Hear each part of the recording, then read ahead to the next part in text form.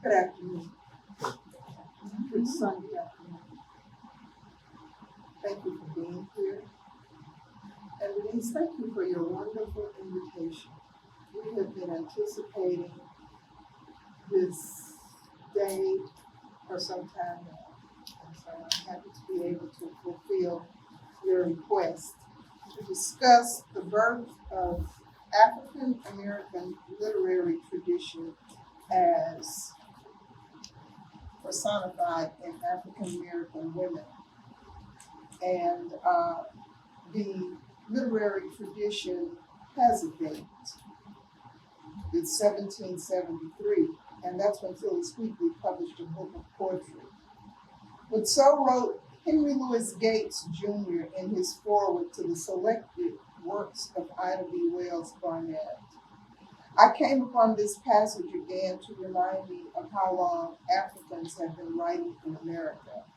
Writing was invented in the Nile Valley in Africa. A significant contribution to early civilizations. African people are a poetic people. They rap, they rhyme. They're the rhythmic creators of spoken word. And although I am a playwright and lyricist, I began as a poet and pianist. I am still a poet at heart, and my presentation will explore the rhythm and rhyme, the heart and soul of African American women poets that I would like to remember. But just before that, I want to play for you an excerpt of probably my favorite song by Whitney Houston. And I know that she is not the author of the lyrics, but I think these lyrics, I love the Lord, He heard my cry, long as I live, and while trouble rides, I'll hasten to His throne. And I'd just like to share that with you because it is Sunday. I think that would have been written by a woman. I just think those lyrics sound like they would come from a woman's life.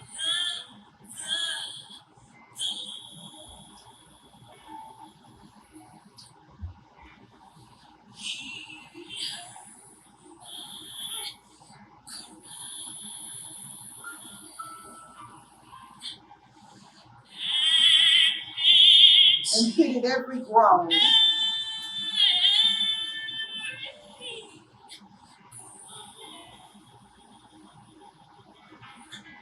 Long as I live,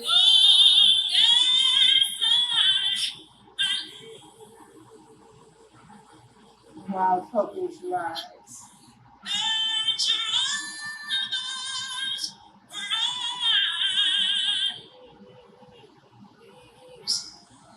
I'll hasten to the throne of God.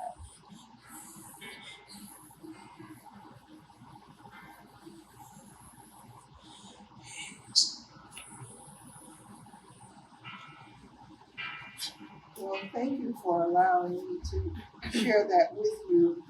And then let's just talk about African American women and what they had to say and how they actually began getting some attention for their writing. These are the words of Henry Louis Gates in his 19th century women's literary collection. There's about 5 or 6 of those books. Some of them have more than one person in the book, and some of them only feature one person. Ida B. Wells is the subject of one. Harriet Jacobs is the subject of one. And like I say, this is where this information comes from. The birth of the Afro-American literary tradition occurred in 1773 when Phyllis Wheatley published a book of poetry. Despite the fact that her book garnered for her a remarkable amount of attention, Wheatley's journey to the printer had been a most arduous one. Sometime in 1772, a young African girl walked demurely into a room in Boston to undergo an oral examination. the results of which would determine the direction of her life and work. Perhaps she was shocked upon entering the appointed room, for there, perhaps gathered in a semicircle, sat 18 of Boston's most notable citizens. Among them were John Irvin, a prominent Boston merchant, the Reverend Charles Chauncey, pastor of the 10th Congregational Church, and John Hancock, who would later gain fame for his signature on the Declaration of Independence. At the center of this group was His Excellency Thomas Hutchinson, governor of Massachusetts, with Andrew Oliver, his lieutenant governor, close by his side. Why had this august group been assembled? Why had it seemed fit to summon this young African girl, scarcely 18 years old, before it? This group of the most respectable characters in Boston, as it would later define itself, had assembled to question closely the African adolescent on the slender sheaf of poems that she claimed to have written by herself. We can only speculate on the nature of the questions posed to the fledgling poet. Perhaps they asked her to identify and explain for all to hear exactly who were the Greek and Latin gods and poets alluded to so frequently in her work. Perhaps they asked her to conjugate a verb in Latin, or even to translate randomly selected passages from the Latin, which she and her master John Wheatley claimed that she had made some progress in. Or perhaps they asked her to recite from memory key passages from the text of John Milton and Alexander Pope, the two poets by whom the African claimed to be most directly influenced. We do not know. We do know, however, that the African poet's responses were more than sufficient to prompt the 18 august gentleman to compose, sign, and publish a 2-paragraph attestation, an open letter to the public that prefaces Wheatley's book. And that reads in part, "We whose names are underwritten do assure the world that the poems specified in the following page were, as we verily believe, written by Phyllis, a young Negro girl who was but a few years since brought an uncultivated barbarian from Africa, and has ever since been, and now is, under the disadvantage of serving as a slave in a family in this town. She has been examined by some of the best judges and is thought qualified to write."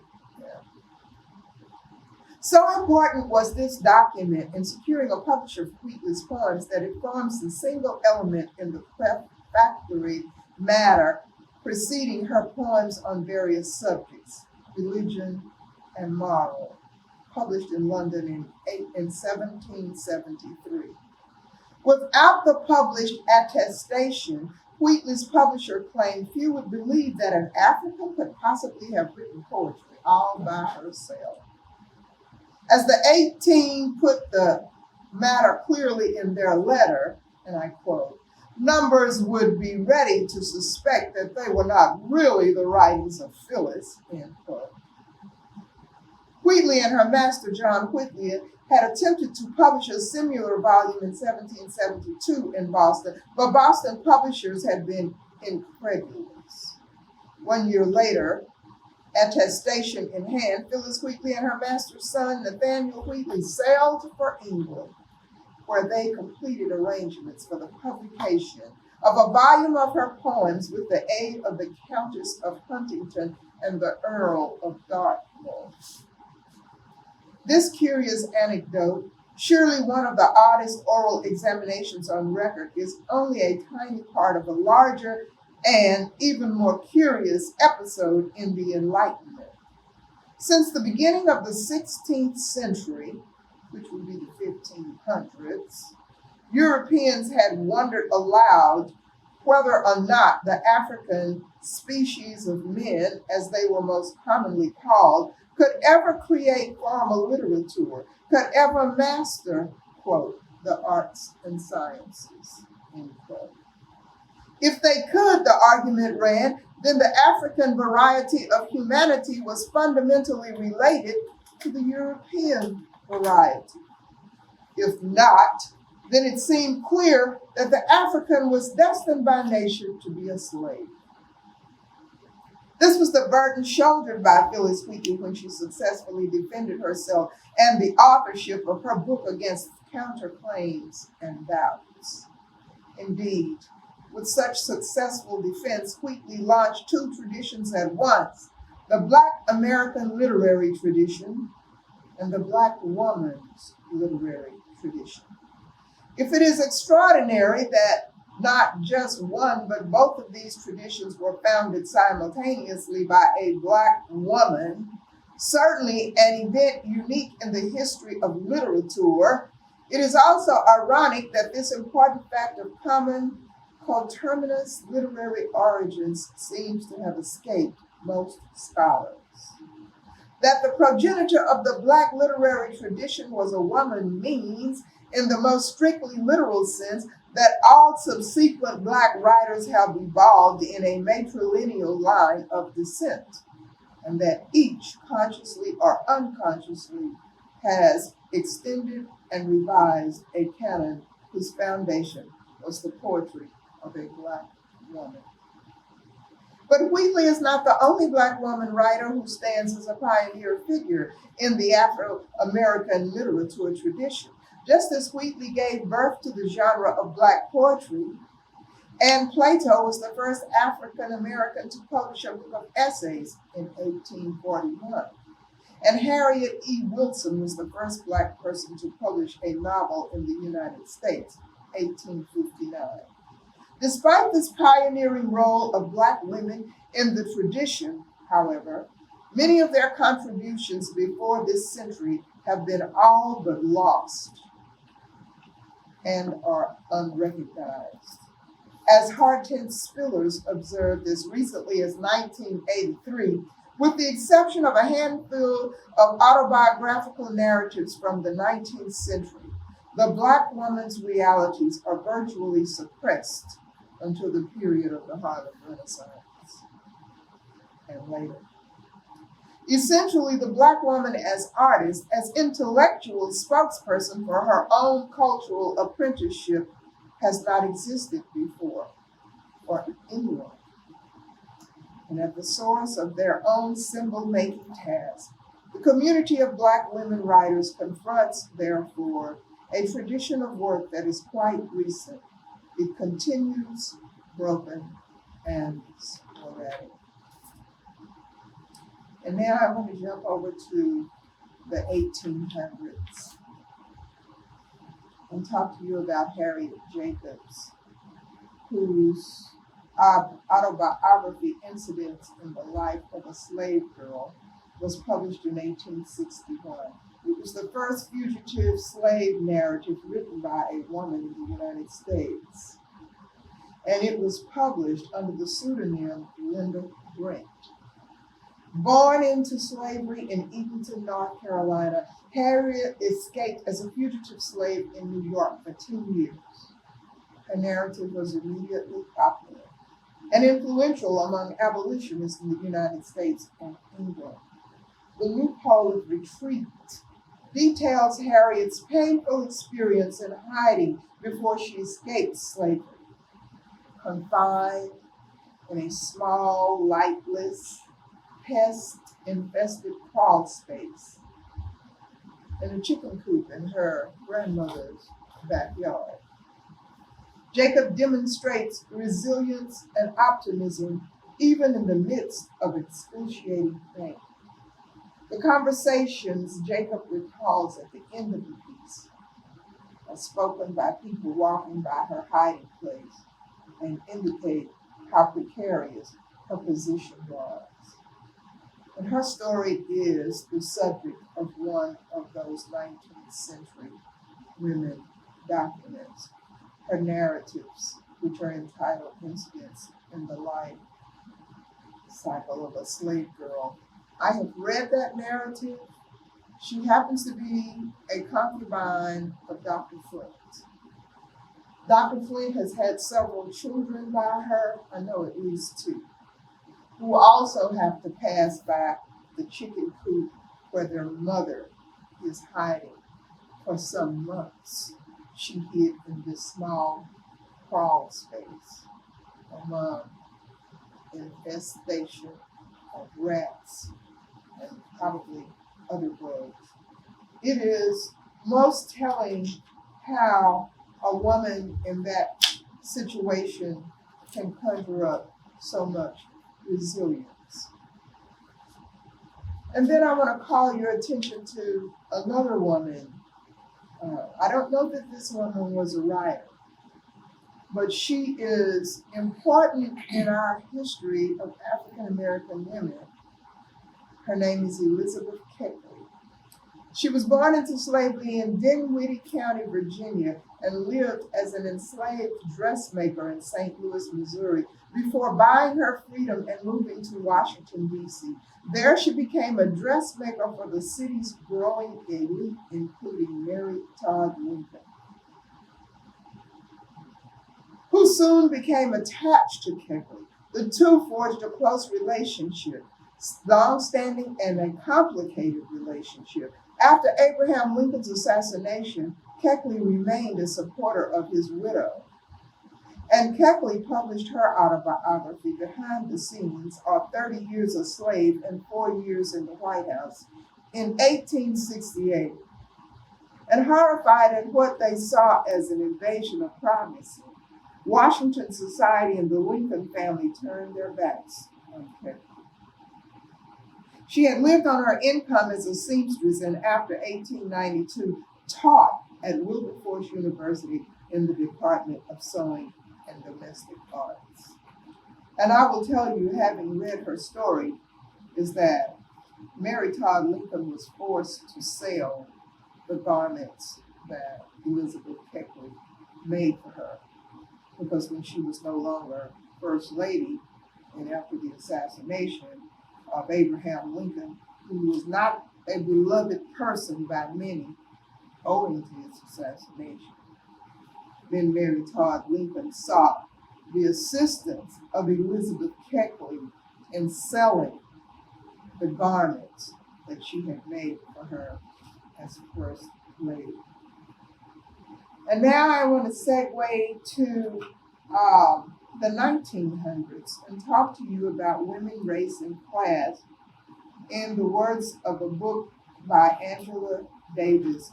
And I must tell you that I am a lover of Angela Davis because I am a child of the 60s. I graduated from high school in 1965.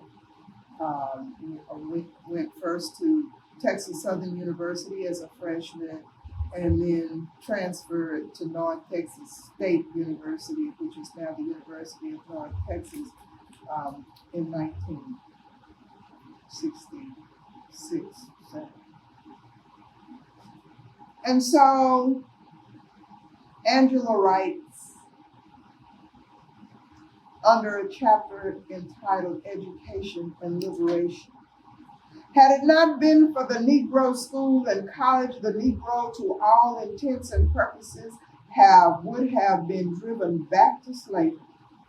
His Reconstruction leadership had come from Negroes educated in the North and white politicians, capitalists, and philanthropic teachers. The counter-revolution of 1876 drove most of these, save the teachers, away.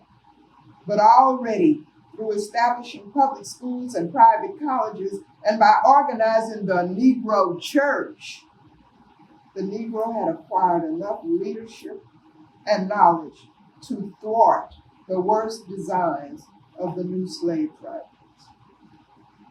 And I will share with you that after writing my book, Go Down, O Hannah, The Living History of African American Texans, is based on slave reenactments that I was hired to write for some notable institutions in our state, including Texas Parks and Wildlife, the Sam Houston Museum, Brazoria County Historical Museum, and the George Grant Historical Park.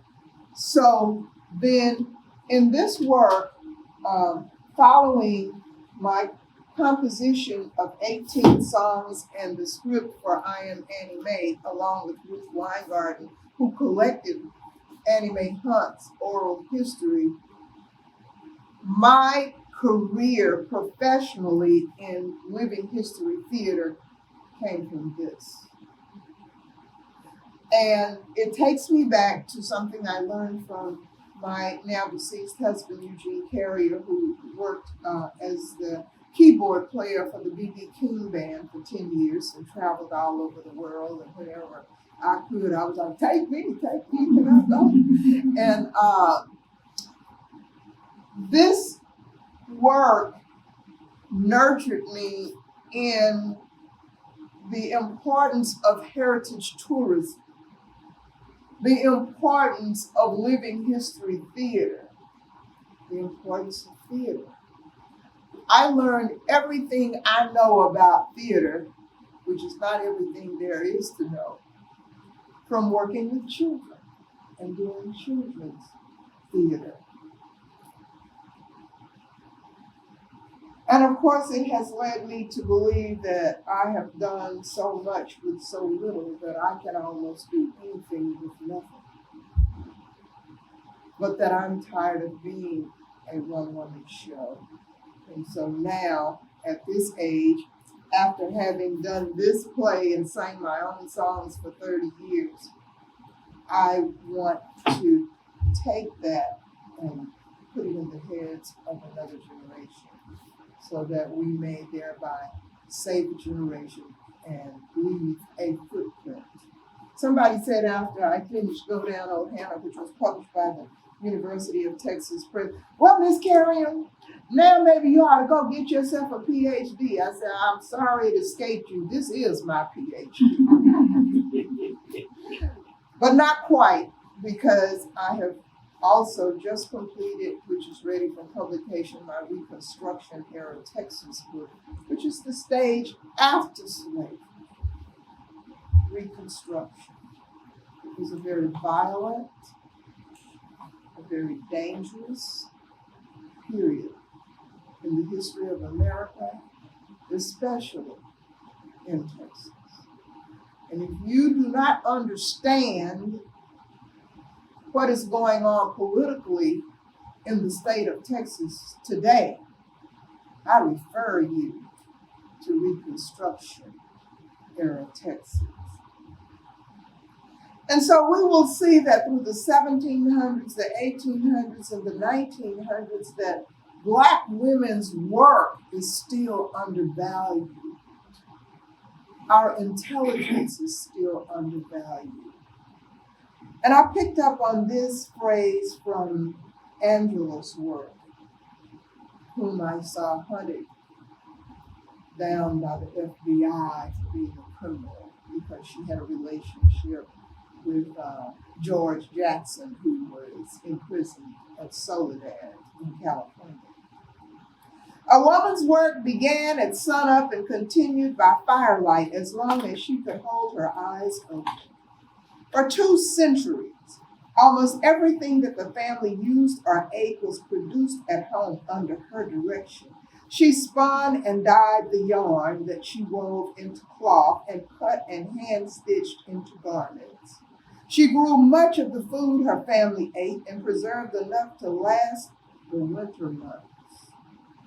She made butter, cheese, bread, candles, and soap, and knitted her family's stockings.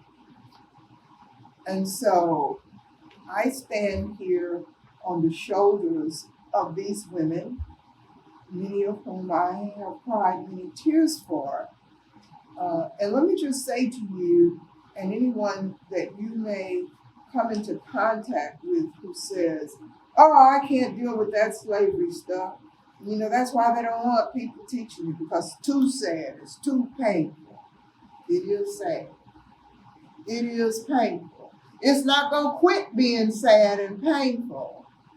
But if you want to get on the other side, as it says, yea, though I walk through the valley of the shadow of death, I will fear no evil. You must go through that pain.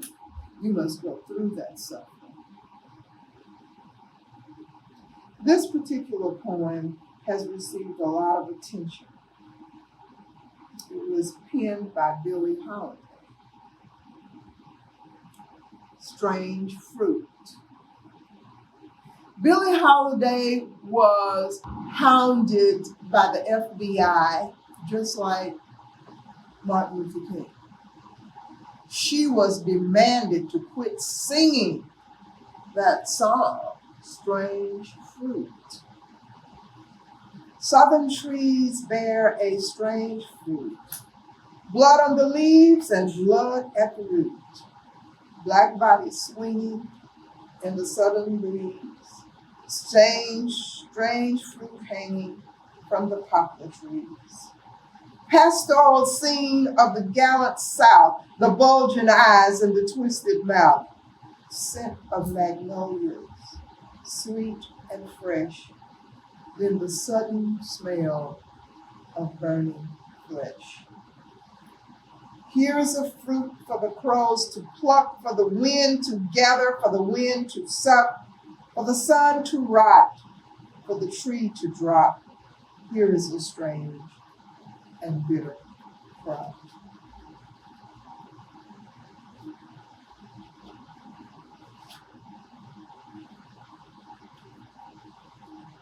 And now I will segue to what was probably my title song from the musical I Am Annie Mae, which is called Working. But it follows this particular passage. Oh, I shall never forget. It was one December, and my estimate had been picked to play the part of Mary in the school Christmas play. I had made her the most beautiful blue and white costume. I told Mrs. Truitt, the lady I worked for, as far back as November, that this was something that I planned to attend. And would you believe it? That heifer went ahead and scheduled her bridge party to meet that night. I worked for the Truitts, oh, I don't know, a long time, a very long time. Till her kids and my kids was just about grown. 12, 15 years, something like that. So,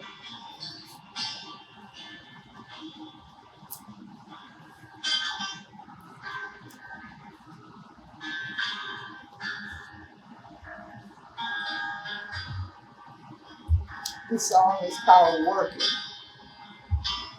I've been working and doing and going and giving, and all I'm doing ain't doing no good.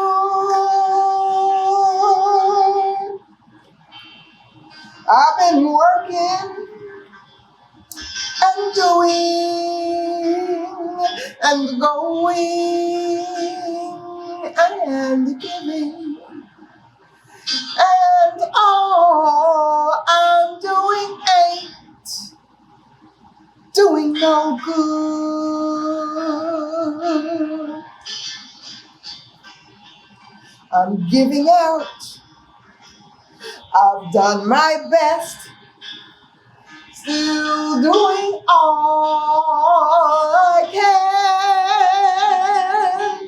I lost my child, my mama too. I even lost my man, and what I make of my life, only I can understand why I'm working and hoping and living and giving, and all my giving is in vain, in vain. Yes, I'm hoping and praying and giving and giving, and all I got is my name.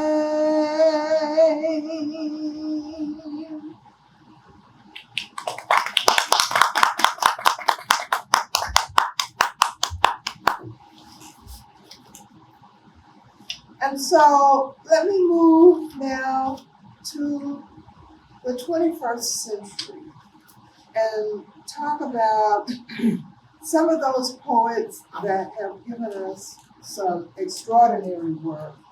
One of them is Maya Angelou. I was asked to come today to the ensemble and participate in a talkback following the premiere of a play about Maya Angelou. And so I present my assistant because I'm supposed to be here, and that's my first obligation. But this is Maya's poem, Still I Rise. You may write me down in history with your bitter, twisted lies. You may trod on me in the very dirt, but still like dust I rise.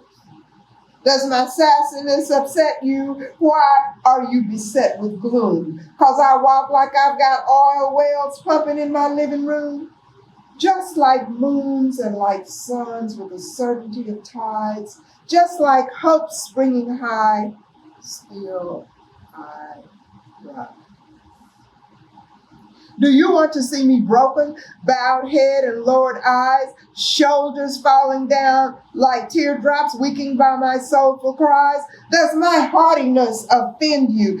Don't you take it awful hard, 'cause I laugh like I've got gold mines digging in my backyard. You may shoot me with your words, you may cut me with your eyes, you may kill me with your hatefulness, but still like air I rise.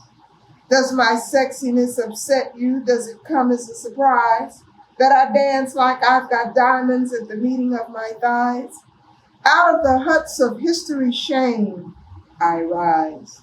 Up from a past that's rooted in pain, and you say with me, I rise. I'm a black ocean leaping and wide, welling and swelling, I bear the tide, leaving behind nights of terror and fear. I rise into a daybreak that's wondrously clear. I rise, bringing the gifts that my ancestors gave. I am the dream and the hope of the slave.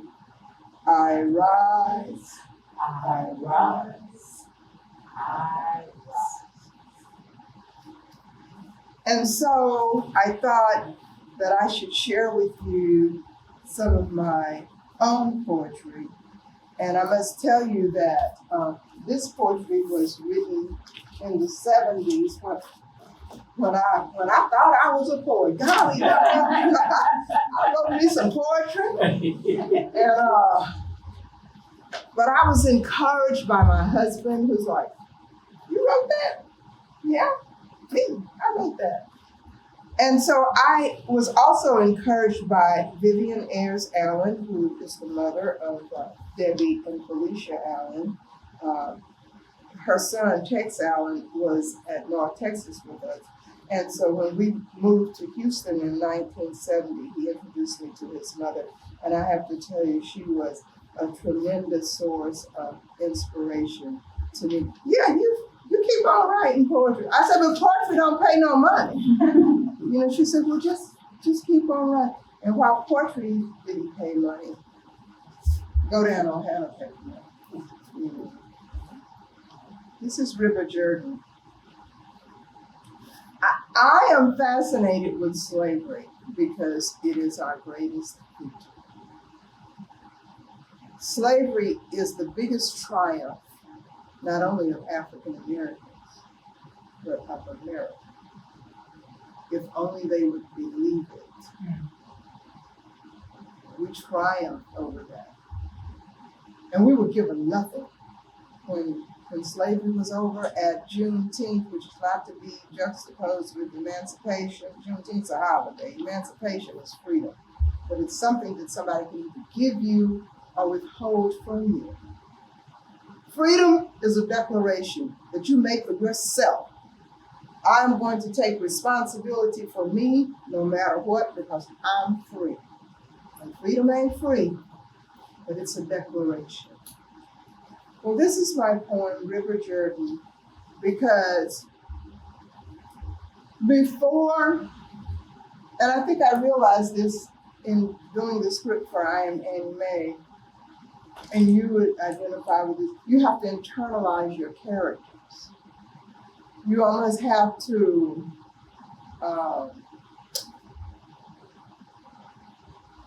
adopt their personality. You have to try to learn everything you can about them, but then you want to become them to impersonate them. Now, I'm not talking about no witchcraft, okay? This ain't no hoodoo stuff. But, and so in internalizing the enslaved individuals,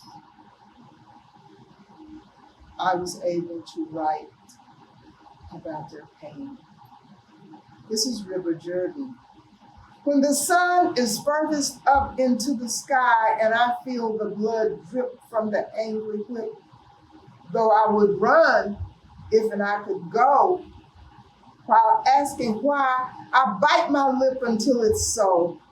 My mouth lets forth in glorious song, to be joined by others till a heavenly throng vibrates and smothers a whole cotton field, as if my will not be bent, though the sun's so hot and my soul so spent. I cannot stop to ease my burden, but I can sing about the river journey. I gotta smile whilst I sing, make the overseer think I'm glad. I gotta sing to soothe my soul. I gotta sing or scream lest I go mad. The voice within will not be hushed. It dares to spit itself out. The sound of my voice is strong, though I tremble to sing what I am about. Something about me must be glorious, something about which I can shout. So the voice that comes from me is not muffled with crying and with pain. Although I am shuffled from birth to death for gain, I am not stifled with so much pain that my songs don't ring forth with beauty. Because it ain't the words so much as the music that tells who I be. And here's one last verse entitled Gift. You must be able to extract from life the beauty which you wish to enjoy. No accurate determination can be made of the future, no pocketing of its gold. After sifting through life's chart remains, a few coals may regain enough heat to sustain a flame, if they are lightly fanned with the breath of life. And with that, I shall conclude my presentation and open up the floor for questions or statements or whatever. And don't be like that old white man who told me after he heard one of my reenactments, he said, he finally snuck up close enough to me and he says, I don't know where you get your information, but some of that stuff is not true. I said, thank you, sir. And moved away. So, do you have any questions of me? I had a presentation just to share with you the books that some of this information comes from, but this is one, Black Texas Women, which is the second volume published by Ruth Weingarten, which has my poem Working in there, which was a poem before it was a song. because of lyric this point. So I'd be happy to entertain any statements or questions you may have. Yes, ma'am. I have a question. Sure. I hear you talk about all of the things that you have accomplished and wanting to leave a legacy and pass off some of the accomplishments that you have made.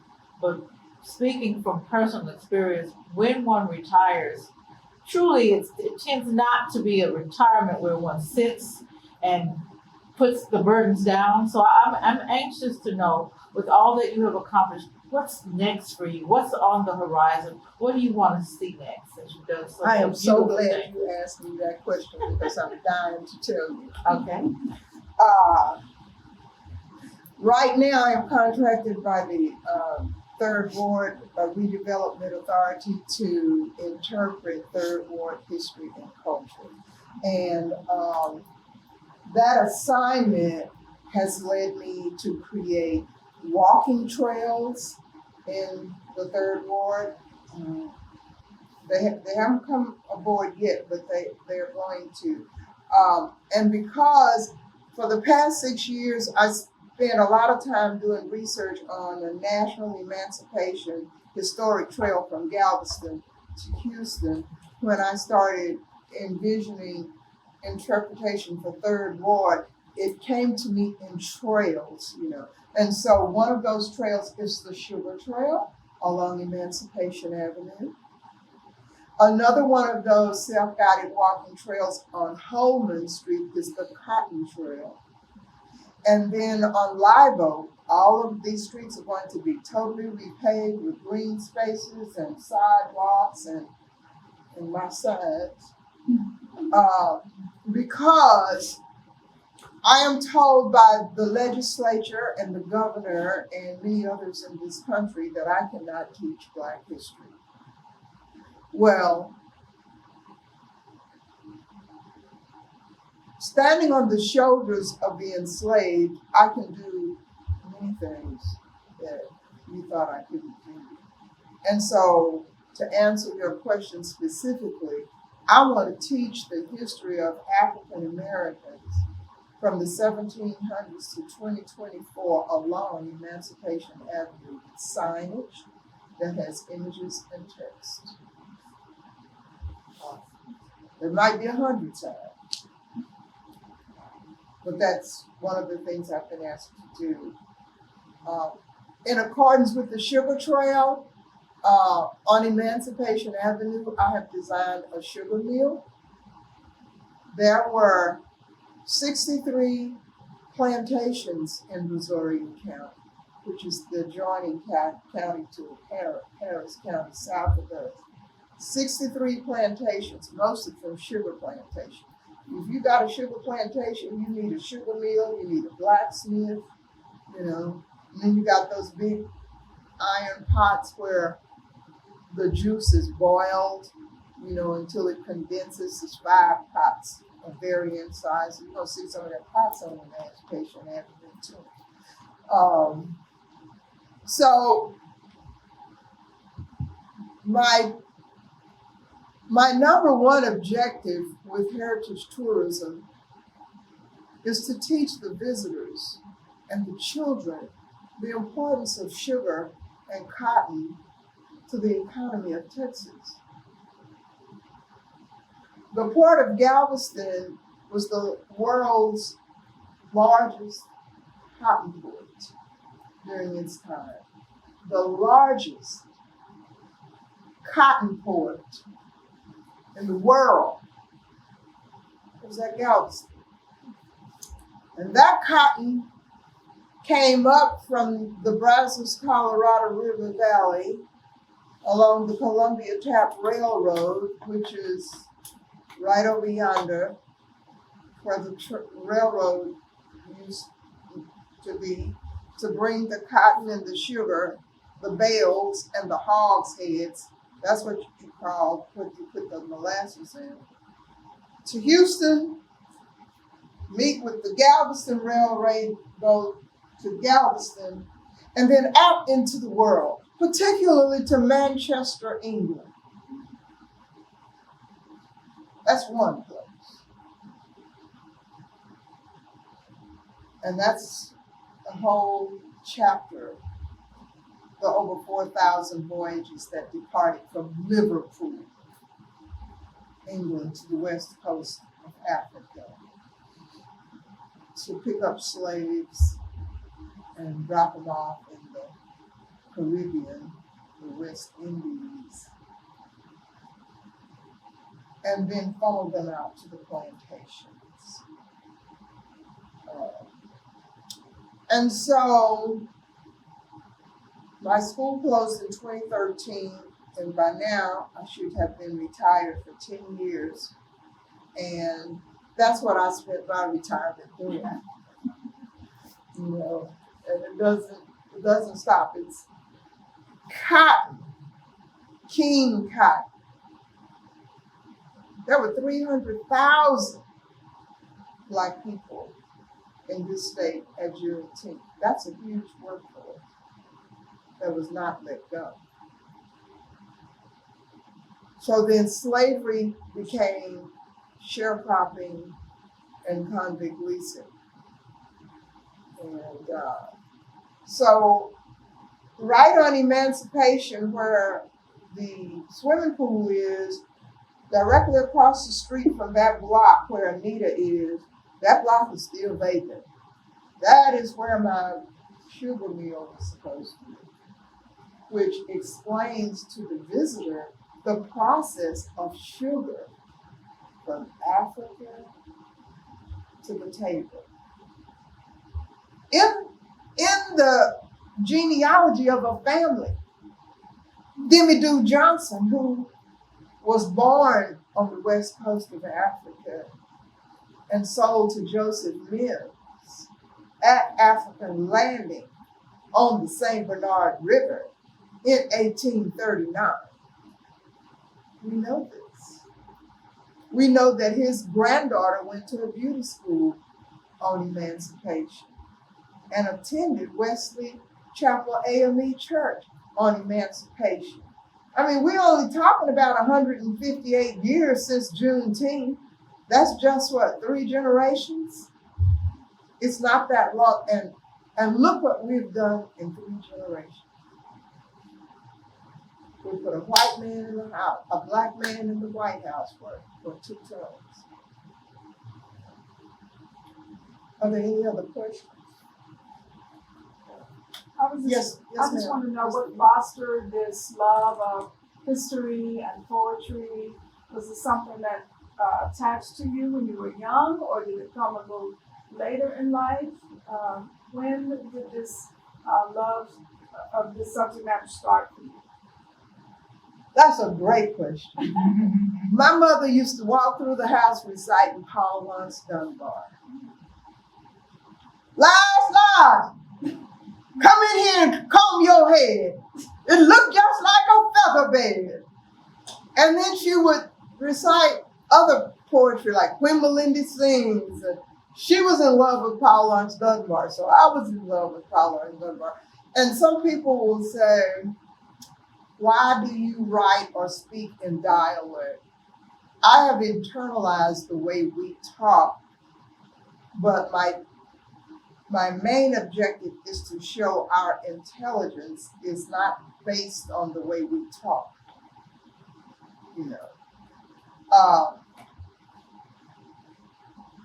we are many people become one. We are from many villages and tribes become one. And we speak English because of 1776.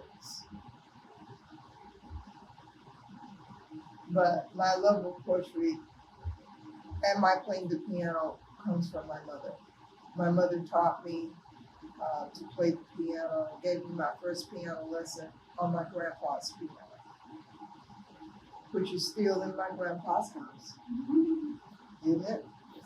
That I made into a museum to, you know, tell not just the story of my family, but the story of a family which is generic to all of our families, not just the Black people. Also the white people who lived across the street, the neighbors, the people who drove up to my grandpa's sugar mill, bringing wagons of sugar cane for him to make it to molasses. So then, these dots continue to connect themselves. The sugar, the cotton, the railroad,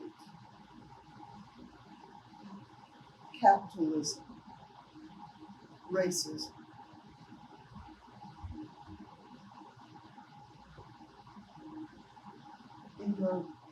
What was the inspiration behind your works of literature? Each one of them. Your books. My book? Go down on Hannah? Well, it's the other one too. Oh, this one? Well, this is about Black Texas women, a source book.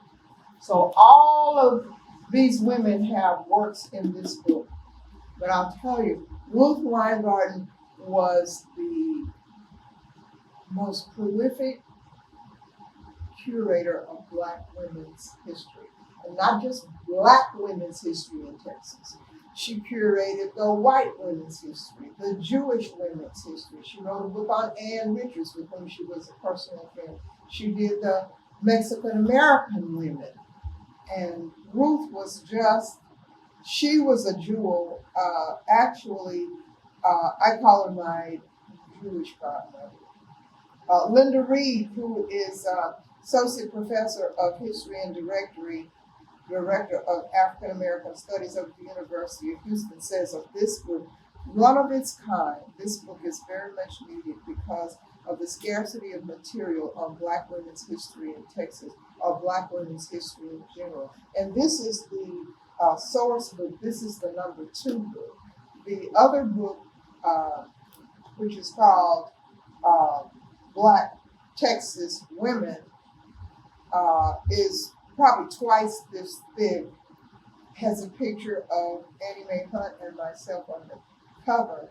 And if you are a Black woman and you're interested in that subject, I strongly suggest that you order it from Amazon. Black Texas Women. It's a wonderful document. Any more questions? Yeah. I know about those, but the other book, yes. I am Annie Mae. Yes, ma'am. Can you give me history about that? Yes. Back to poetry. When I was teaching first grade, there was a little girl in my class whose mother was working on her degree from Rice University, and she was a poet. The little girl's mother was a poet. And she says, I've been invited to an ethnic women's conference at Southwest Texas State University in San Marcos. It's called something else now. It's called Texas College, whatever. And she said, would you go with me and accompany me reading my poetry with the piano? Like I told you, my life began with the piano. And I did, and while there, I listened to Ruth read passages from I Am Annie Mae, her self-published edition. That edition was published after the success of the musical by the University of Texas Press, which is why my Go Down on Hannah is published by the University of Texas Press. So Ruth read passages from her book, and then we all spent the night, which we weren't intending to. The next morning at breakfast, we were all talking about, oh, what a great workshop that was. All these ethnic women from different places and backgrounds and cultures. And we said, I sure wish somebody would take my book and make it into a musical. And something inside of me just started jumping up and down. And I'm like, I will, I can do this. And I went home, and right away, I just started making up songs. For example, there's a section in there that talks about women's menstrual cycles and how they used to use rags when there wasn't any Kotex. My little my little sons were little boys. I said, Mama, what are yours come Texas? And then I made the song about rags. Girl, put them rags away. Don't tell nobody that. Girl, put them rags away. Don't tell nobody that.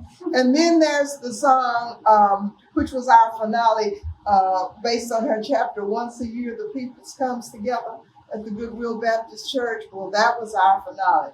Once a year the peoples comes together. Once a year the peoples come back down home. I'm going. And then it segues into guide me over our great road, pilgrim through this weary land. And oddly enough, after the musical premiered in October of 1987 at St. Stephen's University in Austin, and it never stopped. We had 8 sold out performances, and then we got invited to Dallas, and then we did the Texas Playwrights Festival at Stages, and the musical has been all over the country as a one-woman show, with pianist and director, and it lasted for about 33 years. Yeah. And the final performance was at Coulter Elementary School right before the pandemic. And this wonderful journalist came out and with a photographer and in reporting on the musical, we had 2 pages in the Houston Chronicle. And I convinced him, I said, you don't have to do I Am anymore. It's done. I'm sorry that it is not available still for the public arena. All the songs have not been done. So maybe I will live long enough to make that happen, so that it's like this, and anybody can do it. Yeah, anybody. But we were never able to find, after Belinda Simmons, who was a terrific actress in this city, no one else dare take it on. It's a 90-minute one-woman show in 2 acts with 18 songs. So, let me ask you, when you talk about Ruth Weingarten, yes, is she related to the Weingardens? She doesn't grocery claim store? relation to them. Okay. And she doesn't spell her name like it. Okay. I've been asked asked that question many times, but no, she did not claim any relation to, and that's her married name. Okay. Yeah. So that would be a question for her husband, because he might have been there. Well, are we done? One more question, then Sure. I'm gonna shut up. No, you're fine. Ask as many questions as you like. Okay, and I've been sitting here trying to figure out how to phrase this or to state it, but so I'll do my best. Just spit it out. It is I know that it is the thrust of literature to inspire, to uplift, to build, to empower, to challenge. Sitting here today, I felt all of those things. But from your perspective, as we walk through the door after all that you have given us, who do you want us to be? In other words, how do you want us, those of us who have been inspired and empowered and uplifted and challenged, how do you want us to be? Who do you want us to be? I want you to be victorious. I want you to be free. I want you to claim your freedom and don't let nobody take it away from you. That's what I want. And I want you to believe in the power of our resilience. And I want you to know that sugar and that cotton that made this state what it is today came from our ancestors. And how slavery paved the way, old money into new money, into the Industrial Revolution. And how the Industrial Revolution paved the way to the age of information. And how the age of information and all of its money paved the way for the 20th century digital age. And how that digital age is now morphing into a 21st century age of artificial intelligence to make everything that's real unreal. So be careful. We want to be healed.